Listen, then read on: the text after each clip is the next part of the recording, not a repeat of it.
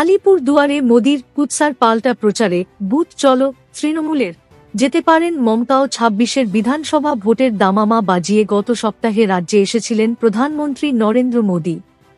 আলিপুর দুয়ার parade ground থেকে জোড়া সভায় তৃণমূল সরকারকে আক্রমণ করে একের পর এক তীর ছুড়েছেন। তার বেশিরভাগটাই কুৎসা ও অপ্রচার বলে দাবি করেছে রাজ্যের শাসক দল। এবার প্রধানমন্ত্রীর সেই কুৎসার জবাব দিতে পাল্টা বুথ চলো কর্মসূচি শুরু করছে তৃণমূল। এর জন্য ৫ ভাষায় লিফলেট ছাপানো হবে। তা বুথে বুথে জনগণকে বিলির কাজ করবেন দলীয় কর্মীরা। এই কর্মসূচির মাঝে জেলায় যেতে পারেন তৃণমূল সুপ্রিমো মমতা বন্দ্যোপাধ্যায়। গত ২৯ মে আলিপুরদুয়ার প্যারেড গ্রাউন্ড মাঠে জোড়া সভা করেন প্রধানমন্ত্রী নরেন্দ্র মোদী। সেই সভা থেকে রাজ্য সরকারের সমালোচনা করেন প্রধানমন্ত্রী। আর তারপরেই জেলায় বিজেপি তৃণমূলের মধ্যে রাজনৈতিক পারদ চড়তে শুরু করে। তৃণমূলের সাংগঠনিক রদবদলেও এই জেলার সভাপতি ও চেয়ারম্যান পুনরায় দায়িত্ব পেয়েছেন। তারপর মঙ্গলবার এই প্রথম বৈঠকে বসল তৃণমূল। জেলা তৃণমূলের সভাপতি প্রকাশ চিক বড়াইক বলেন, ভারত পেট্রোলিয়াম কর্পোরেশন লিমিটেডের সরকারি টাকায় প্রধানমন্ত্রী রাজনৈতিক সভা করেছেন। আমরা আরটিআই করে এই সভায় BPCL, Bharat petroleum corporation limited কত টাকা খরচ করেছে তা জানতে চাই। এয়ারপোর্ট, হাসপাতাল কিছুই দেননি প্রধানমন্ত্রী।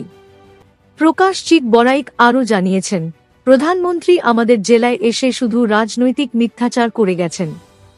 আমরা বুথে বুথে গিয়ে আমাদের সরকারের উন্নয়নের বার্তা পৌঁছব। জেলার জন্য সরকারের উন্নয়ন প্রকল্প বাংলা, হিন্দি, সাদরি, নেপালি ও ইংরাজি এই ৫ ভাষায় ছাপানো হবে। ওই লিফলেট নিয়েই আমরা বুথ চলো অভিযান করব।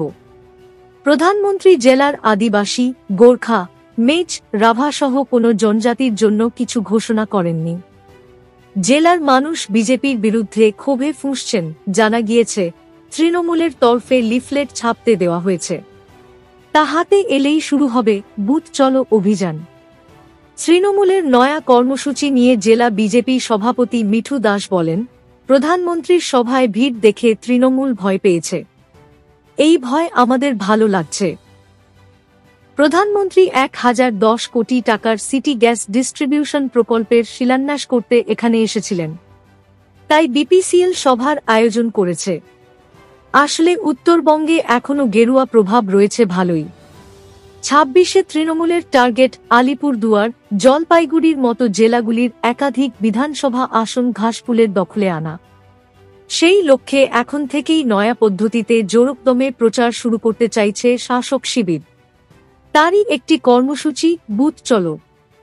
মঙ্গলবার তার ঘোষণা করলেন জেলা তৃণমূলের সভাপতি প্রকাশ চিক বড়াইক। এই সময়ের মধ্যে জেলা সফরে আসতে পারেন মমতা বন্দ্যোপাধ্যায়।